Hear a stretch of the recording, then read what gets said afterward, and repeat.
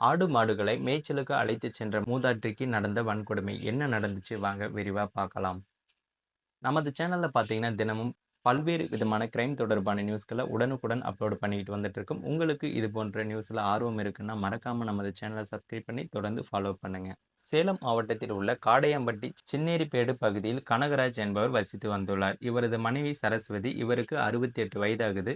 இவர்களுக்கு ராஜா மற்றும் முருகானந்தம் ஆகிய 2 மகன்களும் இருக்காங்க. இந்த நிலையில் பார்த்தீங்கன்னா, கனகராஜ் ஏற்கனவே உயிரிழந்து விட்டார். இதில் சரஸ்வதி தன் மகனுடன் வசித்து வந்த நிலையில் தினசரி ஆடு மாடுகளை மேய்ச்சலுக்கு அழைத்துச் செல்வார்.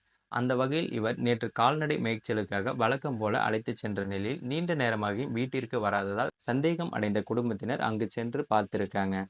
அப்போது சரஸ்வதி இரத்த வெள்ளத்தில் பிணமாக கிடந்திருக்காரு. அவருடைய காது மற்றும் மூக்கு ஆகிய உறுப்புகளை நகையோடு சேர்த்து அறுக்கப்பட்டதும் தெரிய வந்திருக்கு. அவர் மூக்குத்தி மற்றும் கம்மல் என சுமார் 1 பவுன் தங்க நகைகளை அணிந்திருந்த நிலையில் நகைக்காக அவரை கொலை செய்திருக்கலாம் என்று கூறப்படும் நிலையில் இது குறித்து போலீசார் தீவிரமாக விசாரணையும் மேற்கொண்டு வந்திருக்காங்க. அதே நேரத்தில் சரஸ்வதி ஆடைகளை களைந்து கிடந்ததால் பாலியல் பலாத்காரம் செய்யப்பட்டு கொலை செய்திருக்கலாமோ என்ற கோணத்திலும் விசாரணையும் நடைபெற்று வருகிறது.